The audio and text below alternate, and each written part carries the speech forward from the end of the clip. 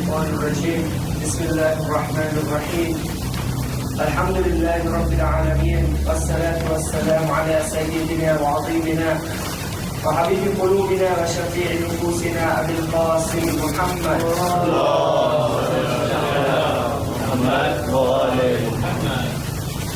وعلى أهل بيته الطيبين الطاهرين وأصحاب الغر الميامين. الحمد لله الذي جعلنا من المتمسكين بولاية سيدي ومولاي علي بن أبي طالب. اللهم صل على محمد وآل محمد. الحمد لله الذي هدانا لهذا وما كنا لنهتدي لولا أن هدانا الله. أما بعد، يقول الله في كتابه الكريم بسم الله الرحمن الرحيم كلا إذا دكت الأرض دكا دكا وجاء ربك والملك صفا صفا وجيء يومئذ بجهنم يومئذ يتذكر الإنسان وعنى له الذكرى يقول يا ليتني قدمت لحياتي فيومئذ لا يعذب عذابه أحد ولا يوثق وثاقه أحد. The first of all, out salawat in honor of Rasulullah.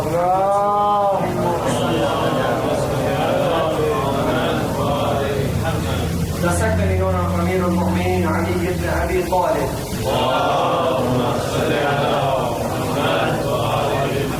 And the third with the loudest voices in honor of Imam Sahib al-Asri wa Zaman.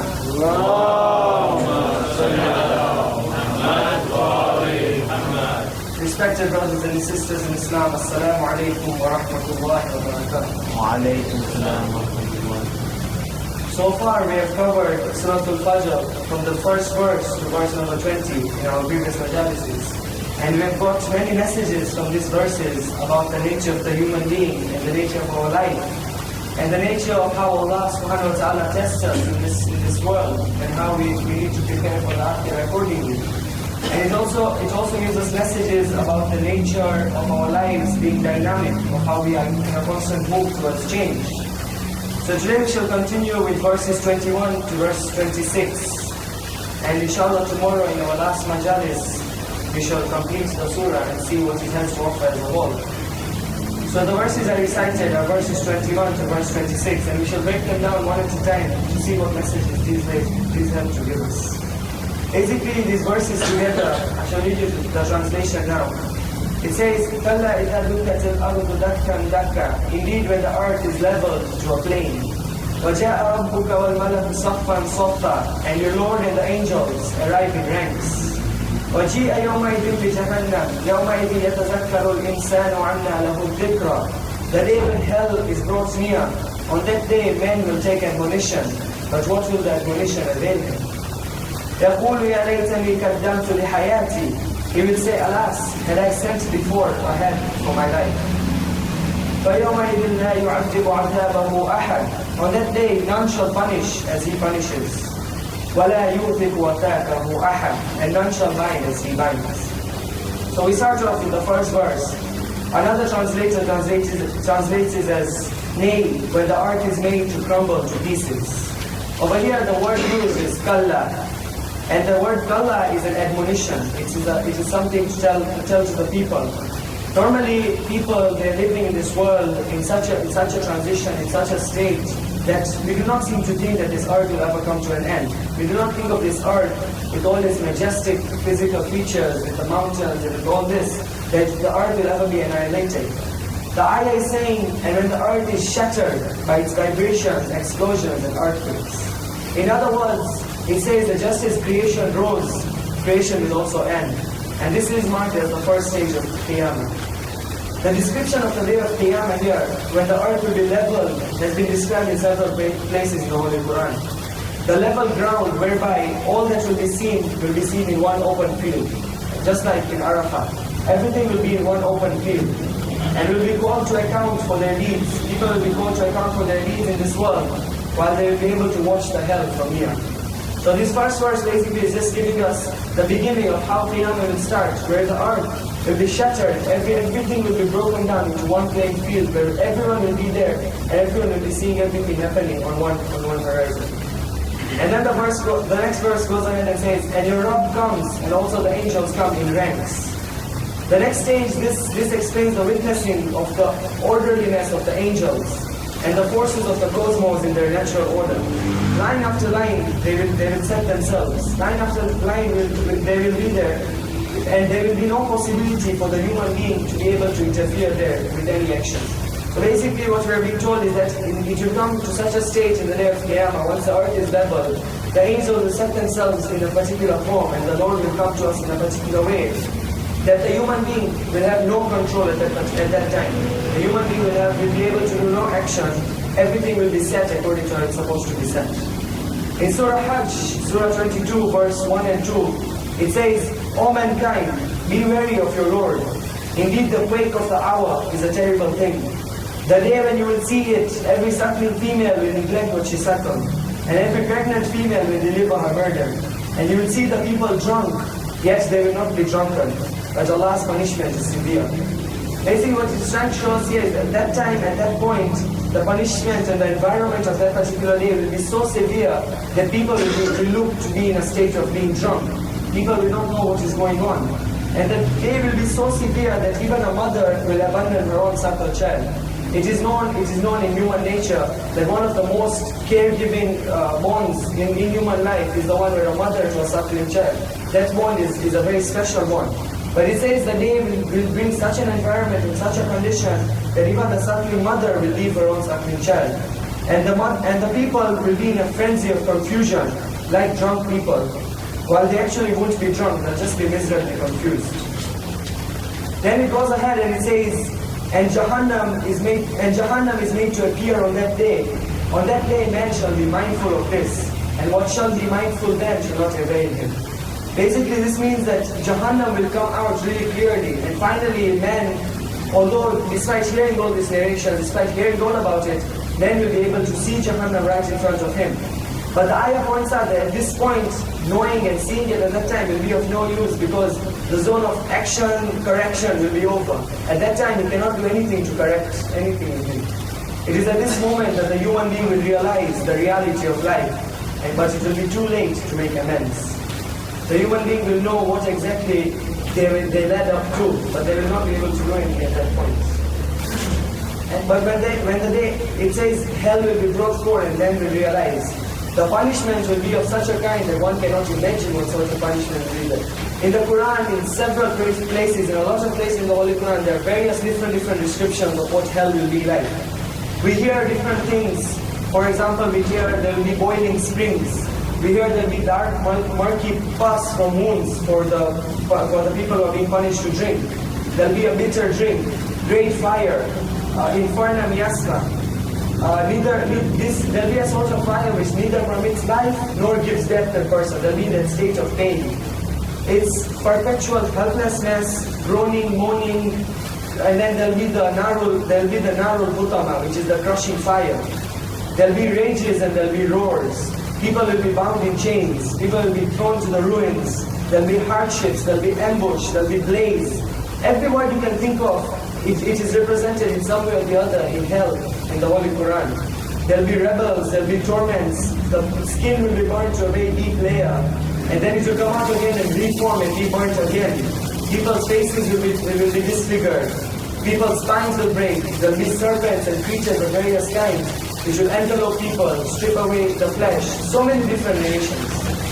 This way nothing will benefit a man, and remorse at that point will not help. Regret and remorse at that point will not help the man. So then it goes on, this message leads on to the next verse, which explains that since at that point, remorse or regret will not be able to help the human being, then it is required for the human being to send something from before. So the next verse says, he shall say, oh, would that I had sent before for my life. It is a good point to note that this ayah does not say for my future life. It does not say, I wish I had sent something I had done good for my future life. It says for my life. This basically shows us, it implies that the life of this world is not counted as life. In Surah Ankabut, Surah 29, verse 64, Allah subhanahu wa ta'ala says, and the life of this world is nothing but play and amusement. But verily the home in the hereafter, that is life indeed, if they but know. This ayah refers to those, as we said in our previous verses of this surah. The ayah in Surah Ankabut refers to those who devour the wealth of orphans, who do not feed the needy, who took the lawful and unlawful inheritance from others, and who love the property of this world with extreme love, with their hearts. These are the same people who will wish on that particular day that I wish I would have forwarded some of the good deeds for my eternal life. It says in Surah Munafiqun, verse 10, "Spend for what we have provided you before death comes to any of you. Whereas you will say, My Lord, why did you not respite me for a short time, so that I may have given charity and have become one of the righteous?" It is said that at that time, the people will be asking God that I wish you had given me a little more time, so I would have done good, I would have given charity, I would have done something better. But this is the message now. That is why it is there in the Holy Quran, which is a guide to mankind, that you spend from what we have provided you before you die. You do all the righteous things before you die. Send it towards that life. And then the next verse goes on and says, "But on that day shall no one punish with anything like his punishment, and no one shall bind with anything like his binding." This is a combination of the last two. On that day no one shall punish the way he shall punish, and no one shall bind the way he shall bind. It means at this point, this particular day, no one will be able to help anyone. No one can be held responsible for anyone else's actions. A person's actions will indicate his or her condition in that life. It is a unique state, and the human being's condition of punishment and bondage will be according to their previous actions in this dunya. Allah subhanahu wa ta'ala's fault of him or her will be particular and unique to the individual alone. Allah will deal with each single person by their own self. How they conducted themselves in the world is how they will be treated. A very, very beautiful reference to the day of Qiyamah is given by the holy Imam Ali ibn Abi Talib.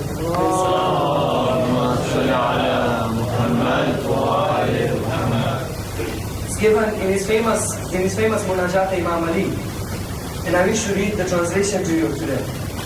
He says, "O Allah, I'm asking for your protection against the day when nothing like wealth or children will be of use, and only that person will benefit who will come with a pure heart." He uses biqalbin salim.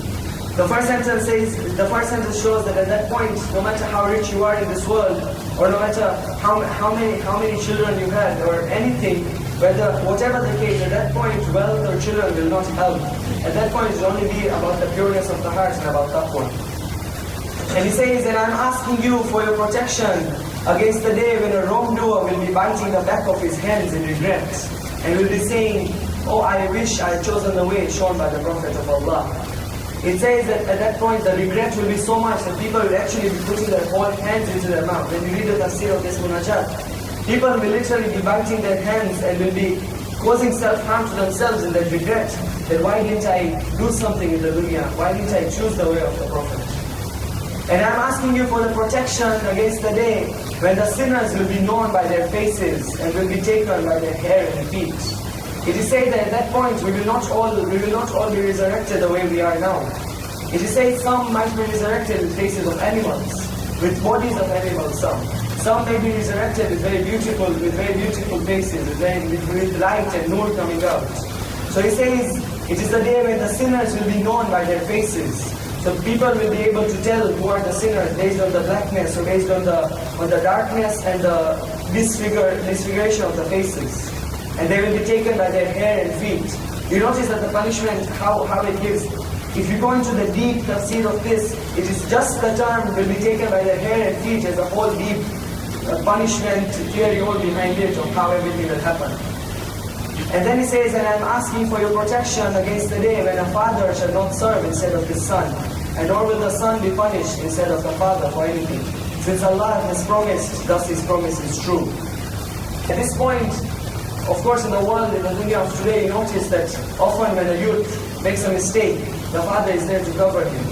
Often when such things happen, and also we notice in Islam it says that when the father dies and he has any leftover qada, the son backs him up, says he's got his back, he does it for him. But at this point, in this day, the father shall not serve instead of his son. The father will be on his own individual account, the son on his own individual account. And nor will the son be punished instead of the father for anything. Since Allah has promised, thus His promise is true. And I'm asking for your protection against the day when apologizing of the wrongdoers will not do them any good, because they will be cursed and will be put in the evil abode, which is Jahannam. This is literal, you can get the literal meaning that no matter how much the wrongdoers apologize, no matter how much they regret, it will not help them in any way, because they will be cursed already and they'll be put in Jahannam. And I'm asking for your protection against the day when nobody will have control over anybody, and all power belongs to Allah alone. He says at this time nobody will be able to help anybody, only Allah subhanahu wa ta'ala's word will count.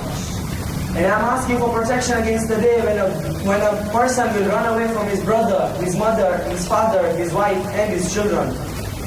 He says, no matter what family relationship you have, no matter how close you are to anybody, at that point, blood doesn't count, nothing counts except the purity of the heart. That day, every person will have what he has earned for himself. Basically, literal meaning, what everyone earns for themselves is what they will be judged by. And I'm asking for protection against that day when the sinner would wish that they could ransom from the wrath of Allah descending on him at that time with his children, wife, brother, relatives who gave him shelter and all those on earth so that he can be saved. Look at the beauty of this sentence. He says that at this point it comes to such a level that not only is it individual to individual that we don't help each other, rather there will be a person ready to put his brother or his mother or his father in his place so that he can be saved. It will be that severe and that bad. That they are willing, the same people who gave them shelter and fed them and raised them in the world, those same people, they are willing to put them in their place, like blame it on them and things, and escape from their punishment, to come to such a level. No, never can you escape the wrath of Allah subhanahu wa ta'ala, which will be in the form of burning fire roasting you. So conclude saying that there is no escape at that point. There is no regret at that point. And then of course he continues, Mawla, Ya Mawla, you are my master, I am the slave. And he goes ahead to show the difference between that creator and us, the created. How there is such a huge gap, and how Allah's mercy on us is what we count on. There is an anecdote concerning Hamida. Hamida, the mother of Imam Musa al-Karim alayhi salam.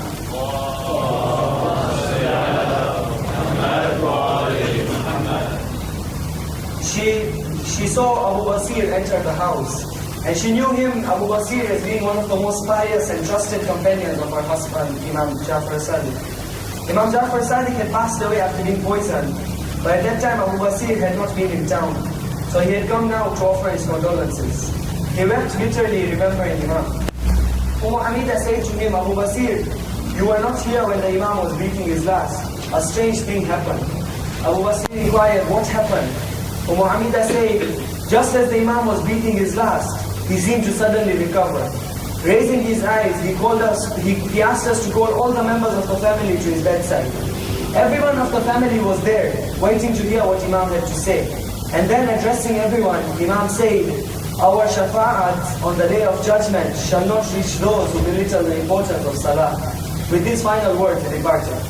This is speaking particularly of salah in relation to the intercession, to the shafa'at of the Imam and things. But the point to note here is that at that last point, when he's breathing his last, Imam recovered just to give this message to the people. Why? It goes back to the message I'm giving through this Surah Fajr, that you have to send everything from before. Later it will not count. So Imam here is saying that shafa'at of ours will not apply at that time. So right now, if you, for example, salat, those who belittle the importance of salat, shafa'at will not go to them. So if we attend every single Muharram majlis, if we recite the Masa'ib of Imam Hussein, if we cry for Imam Hussein, we say that Bibi Fatima is watching us. Of course she is, she's with us here. She watches us, we cry, we mourn for Imam Hussein. But then if we belittle the importance of salah, and then we go up there, we will have no argument to pose, because we cannot stand there and say, oh Imam Hussein, I cried for you, give me your intercession, while what you are required to do, the wajibat, you belittle that. So everything needs to be sent as a whole package from now. There is a story concerning the Holy Prophet, his visit to Taif. I wish to narrate this story to you. Abu Talib alayhi salam and Bibi Khadija were the main supporters of the Holy Prophet. It was so destined that they passed away within a few days of each other, leaving the Prophet to lament their bereavement. He had lost a caring uncle and a loving wife. The enemies were now relieved because Abu Talib was no longer there to protect the Holy Prophet. A few days after Abu Talib's death, when the Holy Prophet was passing through a lane, a woman emptied her garbage from a window upon his head. He returned home with his head soiled. His young daughter Fatima sat beside him, consoling and washing off the dirt. As things became intolerable in Makkah, the Prophet decided to move to Taif. where he thought he could convey the message of Allah subhanahu wa ta'ala to the tribe of Taqif. Taif was known for its pleasant climate and beautiful scenery. The Holy Prophet knew very well that the people of Taif were no different from the Makkans. They also worshipped idols and were in constant contact with the people of Makkah. But he did not despair. As he entered Taif and he proclaimed his prophethood, people cheered at him. One said, God did not find anyone else for his message except you. Another said, I must be naive or a thief if I believed you to be the prophet. And so it went on. Then in order to prevent him from preaching Islam, the people of Taif, they set a group of children and vagabonds behind him. They pestered him and they started throwing stones at him. Tired, forsaken and wounded, he sought refuge in a nearby garden. It belonged to Ataba and Shayba, the two wealthy chiefs of Quraysh. They were both there when the Holy Prophet entered and he sat under a distant tree. He was alone. Then he raised his hands and faced towards heaven and he prayed, O Allah subhanahu wa ta'ala, I raise unto you my complaint for my weakness, my helplessness, and for the ridicule that I am being subjected to. O merciful of all the merciful, you are the master of all oppressed people, you are my God.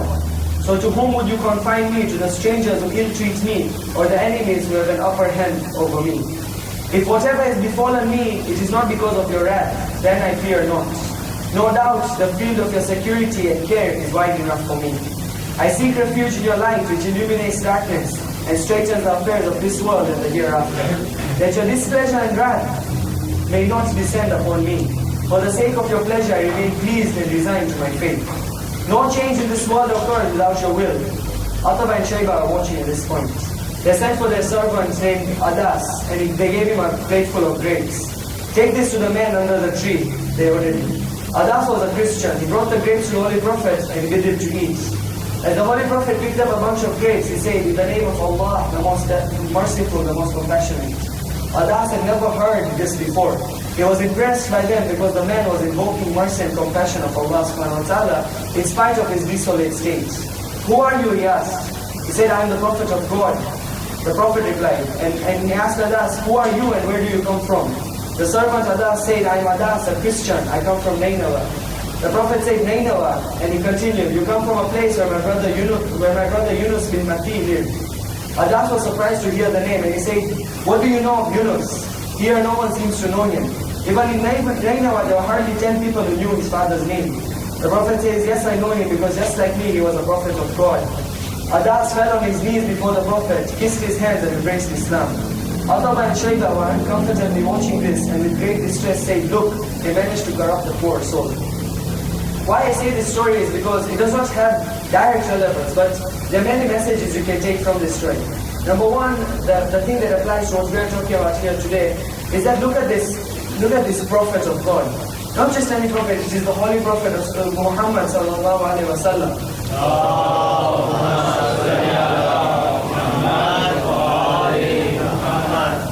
This is the last prophet of God.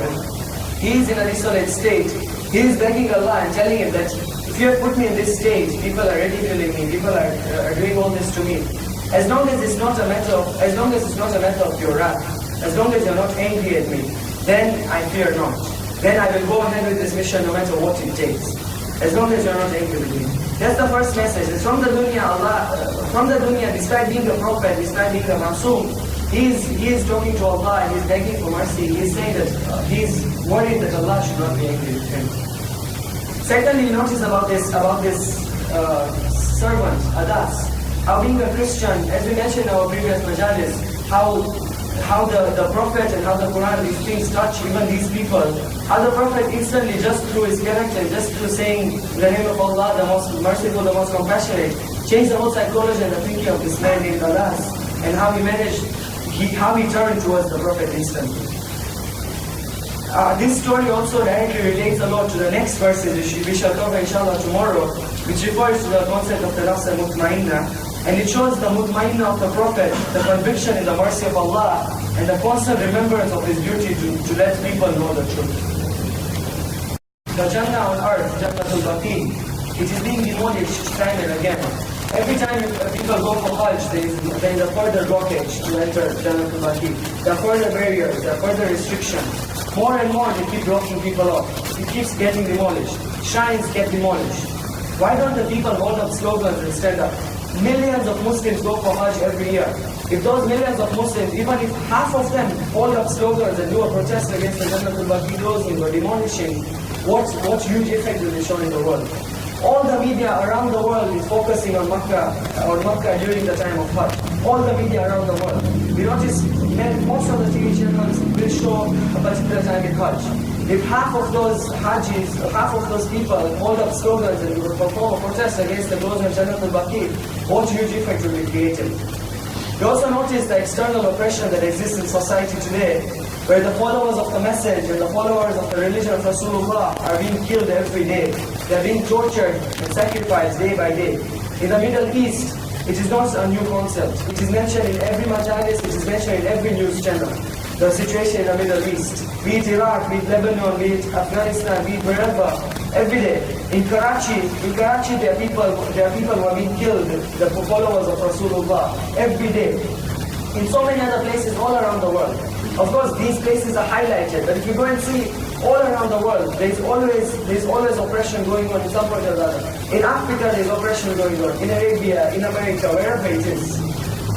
And yet, nobody stands up, nobody calls out. There are minor boycotts launched, and then they die out.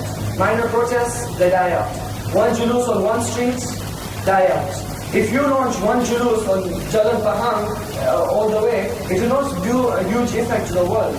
Okay, a few people will realize, maybe, okay, let's say maximum 3 people will change, will get a message into their mind. But what's the big effect? Nothing is going to change. So this is a clear message from this surah that to prepare for the Akhirah, we also need to prepare for the coming of our Imam. And to do so, we need to be together. The Muslims need to stand up. The Muslims need to unite to be able to prepare for the Akhirah. This is the reason Abu Abdullah did not complete his Hajj. Often people ask that why when Abu Abdullah was in Makkah, he did not complete his Hajj and he left. Some say that the reason was because Yazid had sent some of his army men dressed in ihram to attack him while he was performing the Hajj. That could be one of the reasons through history, because history has many different narrations, so it could be one of the reasons. But if we go deep into it and you look at it, one of the main reasons why Abu Abdullah did not complete his Hajj was because he was showing in essence that that the standing up to oppression was of greater demand at that time than the completion of a Hajj. He said to the people, you can all perform your Hajj, but none of you are speaking against Yazid. That is not Hajj. That is not how you send forth to the Akhirah. Hajj is that I sit here and I speak out against the man, and I make sure that this man does not continue to rule this state. And if it means they have to chop me up, then let this body be chopped up. For bodies are meant to die and are meant to decay, then let this body be chopped up into 1,000 pieces. The body will be chopped up, but the message of Hussein will never die. These are the beautiful words of Abu Abdullah. He says, if you want to chop up my body, I will still stand against Yazid. Chop it up 1,000 times, because our bodies are going to die and decay anyway. Chop it up 1,000 times. You may chop up my body, you may chop up my 72 companions' bodies, but the message of Hussein will never die. And when we say the message of Hussein does not only apply to Yazid ibn Muharram at that time, it applies to every single tyrant, every single oppressor at every single time. That is why I say that Imam did not complete his Hajj and he went to Karbala, because he wanted to make clear that I will stand out and I will look after this ummah. I will look after this ummah of my grandfather. He has this famous sentence. He says, I have not come out for fame, I have not come out for glory, I have not come out for your votes, nor have I come out to oppress. I have simply come out to reform the ummah of my grandfather, to enjoy the good and to forbid the evil, and to live by the principles of my grandfather and my father Ali ibn Abi Talib. And truly Abu Abdullah is this one person mentioned. Like for example, the author Charles Dickens mentions that we learn justice from Hussein. Notice this author, not even a Muslim, Charles Dickens, he mentions we learn justice from Hussein. Why? Because a man normally wouldn't take his family to a battle. Normally he would take others and he would sacrifice them. But when you see, for example, you see in many battles, other people are brought forth and they are sacrificed. But a family will not normally be taken. And often Abu Abdullah is compared in terms of his sacrifice of very important members of his family is compared to the Prophet Ibrahim. And since I relate it to Hajj, we see about Prophet Ibrahim and his narrations when it comes to the Qurban. But you see, Ibrahim, he never really had to sacrifice his son. Because when Ibrahim came to sacrifice Ismail, Allah subhanahu wa ta'ala replaced the sacrifice. May Allah subhanahu wa ta'ala bless the soul of Aba Abdullah. Assalamu alayka ya Aba Abdullah. Aba Abdullah says, when I want to see the Prophet of Allah subhanahu wa ta'ala, I look into the face of my son Ali al-Akbar. He says to Ali al-Akbar, as long as you are alive, there is sweetness in this world for me. Because every time I see your face, I remember my grandfather Rasulullah. Slow down, he says to his son. Slow down, oh my son Ali al-Akbar. Slow down. As we approach the day of Ashura, Aba Abdullah would see dreams of his martyrdom. He would see dreams of how he would be martyred, and he would see dreams of how his family would be martyred. Sometimes in his dream he would see his father Ali ibn Abi Talib, and sometimes he would see his mother Fatima Zahra. One day he was sitting down and he got the scent of a beautiful perfume.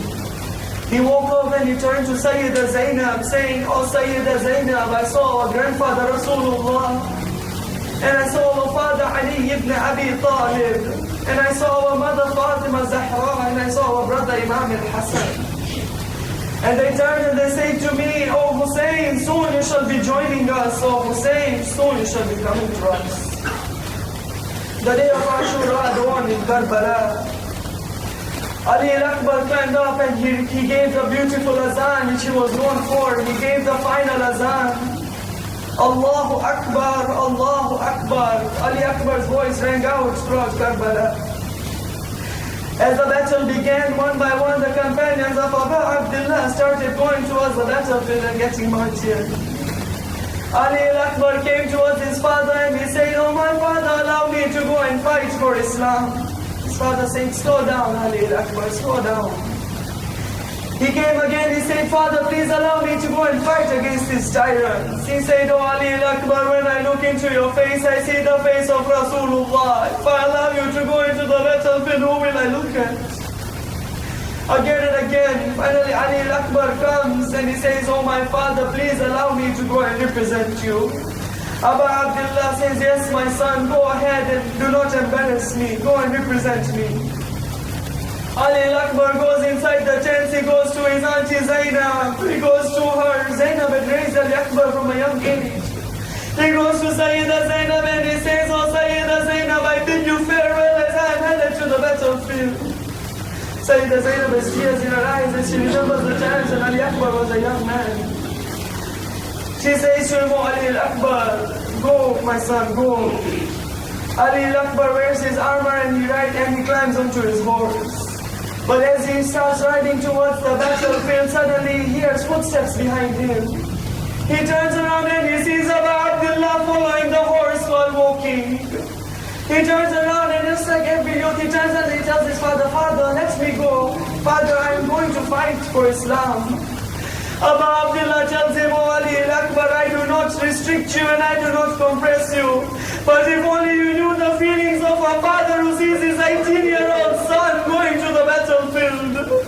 If only you knew the feeling of a father who raised your son to 18 years and let him go to battlefield." Ali al-Akbar rides into the battlefield.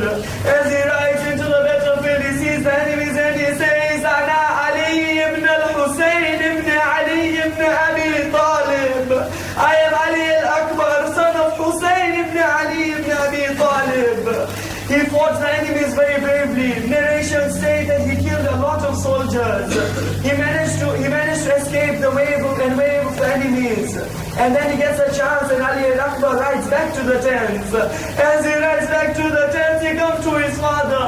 He says to his father, "Oh my father, the thirst is killing me. And oh my father, the heaviness of the armor and sword is tiring me. Oh my father, if I had just one drop of water, I would be able to go on." Aba Abdullah looks at the face of Ali al-Akbar, this young, eager youth, 18 years old, looking at his father. Aba Abdullah tells him, "Ali al-Akbar, place your tongue on my tongue." Ali al-Akbar places his tongue, and the narrations say to us that it was just like sandpaper. Ali Akbar says, "Oh my father, your tongue is more dry than my tongue." Ali Akbar climbs back on his horse and he rides once more into the battlefield. Once again, he fights very fiercely and he kills many soldiers. But alas, the thirst of Karbala comes and takes over Ali Akbar.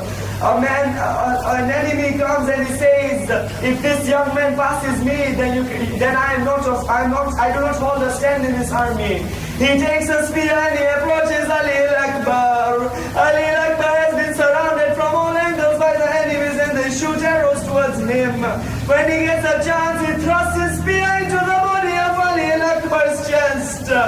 As Ali Akbar gets struck by the spear, he loses his balance and starts falling off his horse. But as he falls off his horse, he falls in such a position that the spear breaks off into his chest. He falls down on the ground and he calls out, "Assalamu alayka ya Abi, ya Aba Abdullah." Aba Abdullah rides towards the battlefield. He comes to the body of his son. He comes to the body. At this point it is said, Ali Akbar says, "Oh my father, I am very thirsty." He says, "Ya Bunayya, I see Rasulullah and Bibi Fatima standing near the fountain of Kawthar ready to serve you water." He looks at his father. Aba Abdullah notices that Ali Akbar has one hand placed on his chest. He asks him, "Oh Ali Akbar, what has happened to your chest?" He says, "No father, do not remove my hand from my chest." Aba Abdullah says, "Ali Akbar, remove the hand, let me see what has happened." He says, "Father, I fear you will not have the strength to see what has happened to me." Aba Abdullah slowly removes the hand from his chest. He sees the spear inside his chest. Imagine an old father seeing his 18-year-old son dying in front of him with a spear in his chest.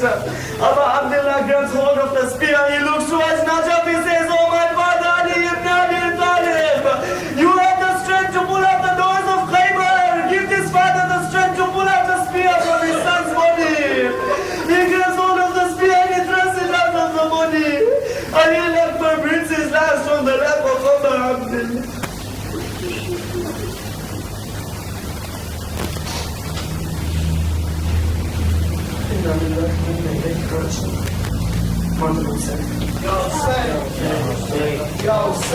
Ya Hussein.